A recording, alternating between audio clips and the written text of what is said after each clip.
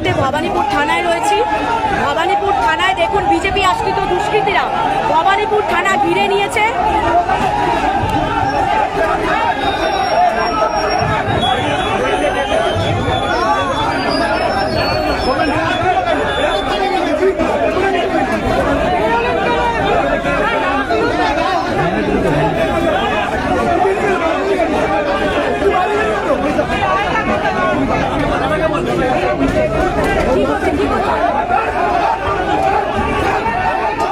দেখুন ভবানীপুর থানায় লাঠিচার্জ হচ্ছে। বিজেপি আশ্রিত দুষ্কৃতীরা ভবানীপুর থানায় আমাদেরকে মারার চেষ্টা করছে।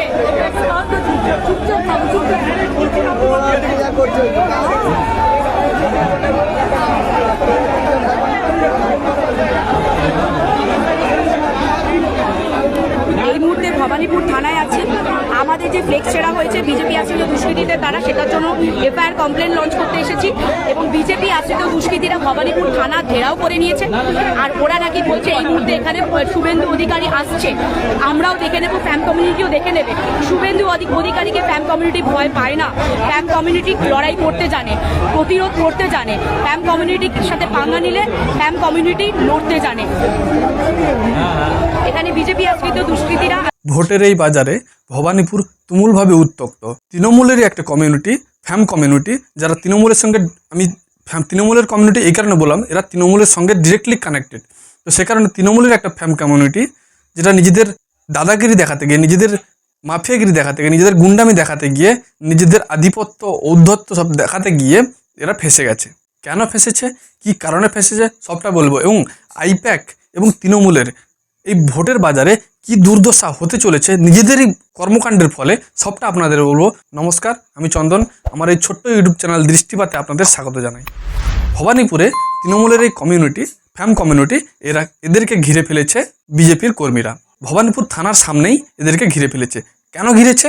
কারণ এরা নিজেদের দাদাগিরি দেখাতে গিয়ে, নিজেদের গুন্ডামি দেখাতে গিয়ে এরা ফেঁসে গেছে। এরা ভেবেছিল এই আগের দিন পড়ে আছে যে নিজেদের দাদাগিরি গুন্ডামি দেখিয়ে চলে যাবে, কিন্তু এরা ভাবতেও পারেনি যে এরা নিজেদের দাদাগিরি গুন্ডামি দেখাতে গিয়ে নিজেদের কর্মকাণ্ডের ফলে ফেঁসে যাবে। এই ফ্যাম কমিউনিটি করেছে কি, এরা নিজেদের গুন্ডামি আর দাদাগিরি দেখাতে গিয়ে লাইভ ভিডিওতে বিজেপির ফেস্টন, ফ্লেক্স এগুলো ছিঁড়েছে।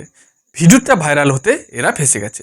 ফেঁসেছে এই কারণে, ভিডিওটা ভাইরাল হতে বিজেপির কর্মীরা দেখে ফেলে এবং এখানে এসে জড়ো হয়ে যায় এবং তারা বলে এটা কত বড় দাদা হয়েছে আমরা দেখবো, এবং এদেরকে ঘিরে ফেলে। যে কর্মীরা এখন বেচারা সাজার চেষ্টা করছে, এখন নিজেদেরকে বলছে আমাদের শুভেন্দু অধিকারীর ভয় দেখাচ্ছে, আমাদেরকে ঘিরে ফেলেছে বিজেপির মাফিয়ারা, বিজেপির গুন্ডারা, বিজেপির দুষ্কৃতীরা ঘিরে ফেলেছে, এরকম করছে ওরকম করছে, এই বেচারীরা কর্মকাণ্ড করে অথচ নিজেদের গুণাগুণ, নিজেদের যে গুণাবলীগুলোকে প্রকাশ না করতে, নিজেদের কর্মকাণ্ডকে ঢাকা দিয়ে ভেবেছিল যে পার পেয়ে যাবে, কিন্তু নিজেদের যে কর্মকাণ্ড সেটা পার পায়নি। বিজেপির কর্মীরা দেখতে পেয়ে যায়, জানতে পেরে যায়, এসে এদেরকে ঘেরাও করে, যার ফলে এরা এখন সবার সামনে বেচারা সাজার চেষ্টা করছে, বেচারা দেখানোর চেষ্টা করছে নিজেদেরকে।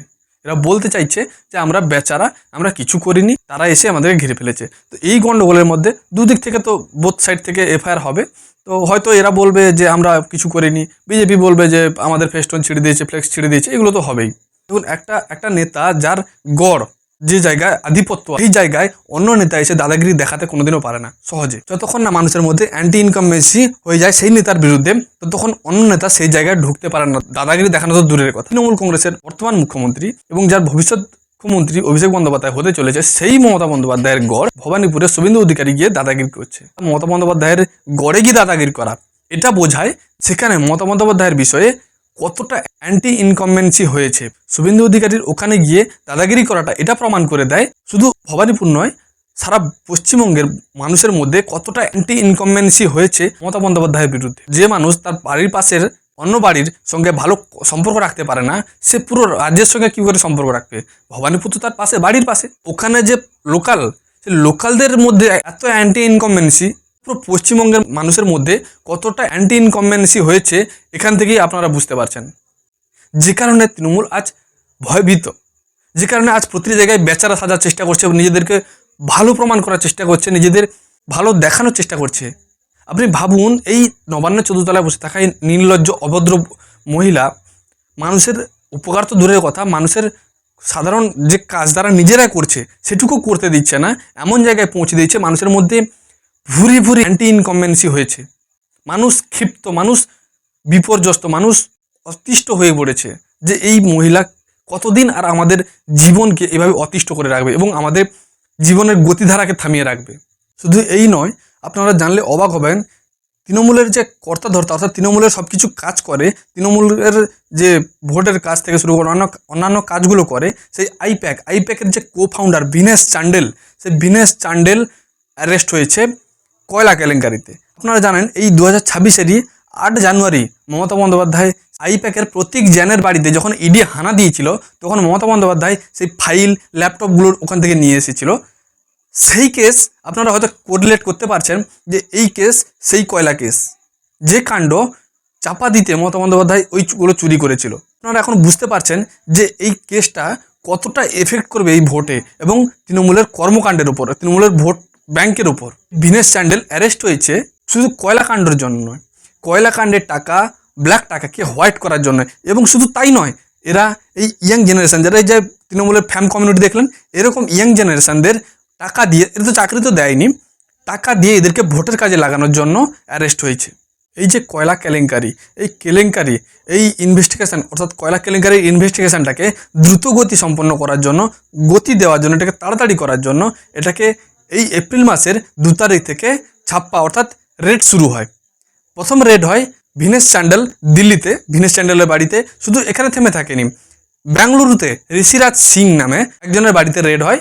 তার সঙ্গে মুম্বাইতে আম আদমি পার্টির বিজয় নায়ার নামে একজনের বাড়িতে রেড হয় এবং সেখান থেকে বিনেশ চান্ডেলের কানেকশন পাওয়া যায় এই কয়লা কেলেঙ্কারিতে। যেদিন এই কয়লা কেলেঙ্কারিতে বিজয় নায়ার অ্যারেস্ট হয়, সেদিনই ভাইপো, জানেন তো এরপরে কার নাম আসবে, তো সেটা জানতে পেরে ভাইপো বড় বড় একদম হরপে লিখে একদম লাইনের পর লাইন ভরিয়ে দেয়, কাঁদতে কাঁদতে। কি কান্নাটাই না কাঁদছে হয়তো, তো সেটা বুঝে নিন, আমরা চোখের জল তো সামনে দেখাবে না, তো ভেতরে ভেতরে কেঁদে একদম কুল কিনারা হারিয়ে ফেলছে হয়তো।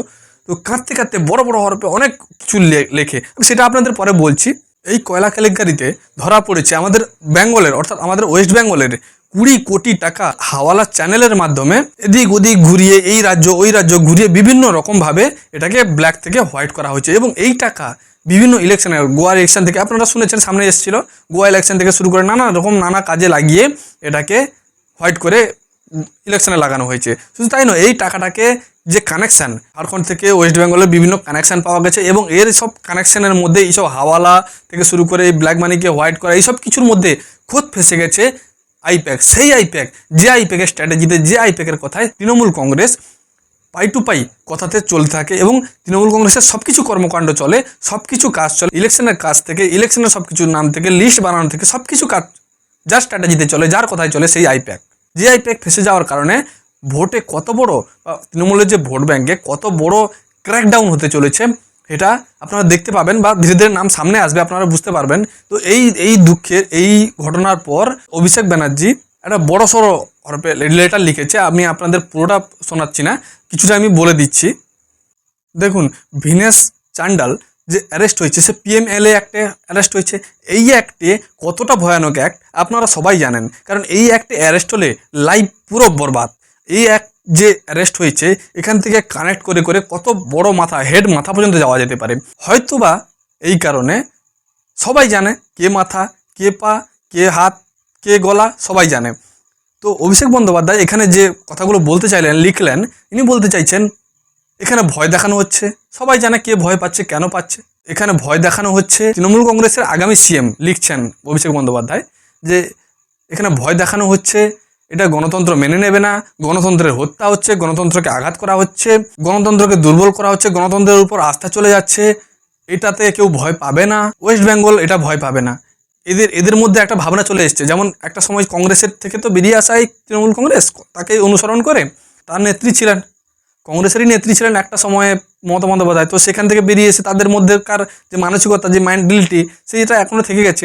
ইন্দিরা গান্ধী আপনারা জানেন, উনি বলতেন যে ইন্দিরা মানে ইন্ডিয়া, ইন্ডিয়া মানে ইন্দিরা। তো ওনাদের মধ্যে যে একটা ভাবনা থেকে গেছিলো, সেটা এদের মধ্যেও থেকে গেছে, মানে এসে গেছে আর কি। তাই এরা বলছে, মানে এরা বোঝাতে চাইছে ওয়েস্ট বেঙ্গল ভয় পাবে না, বাংলা ভয় পাবে না। এটা যদি তৃণমূল বলতো তাহলে লাইনটা জাস্টিফাই হতো, কারণ তৃণমূল মানে বাংলা নয়, আর বাংলা মানে তৃণমূল নয়, আর বাংলার পুরো দায়িত্ব তৃণমূল নিয়ে ফেলেনি। বাংলা দায়িত্ব বাংলা, সারা লাইফের দায়িত্ব তৃণমূল নিয়ে ফেলেন, তাদেরকে কেউ দেয়নি। এরা এটাকে প্রমাণ করার চেষ্টা করছে যে এরা কোন পর্যায়ে পৌঁছে গেছে, যে কারণে এদের মধ্যে একটা ইনসিকিউরিটি ফিল হচ্ছে। শুধু এই নয়, তৃণমূল কংগ্রেসের কি দুর্দশা, তাদের যে মধ্যেকার দলের মধ্যেকার যে গণ্ডগোল, যে আপনারা জানেন ভালো করে অনুব্রত মণ্ডল আর কাজল শেখের যে গণ্ডগোল সবসময় চলে আসছে বীরভূমে। তো বীরভূমের এই সভা থেকে যে ভিডিওটা আমি চালাচ্ছি, আপনারা দেখলে বুঝতে পারবেন যে এদের মধ্যেকার যে সমস্যাটা বা এদের মধ্যে সংগঠনের যে কি সমস্যা, কতটা দুর্দশা এদের, তাহলে দেখলে বুঝতে পারবেন। আগে ভিডিওটা দেখুন।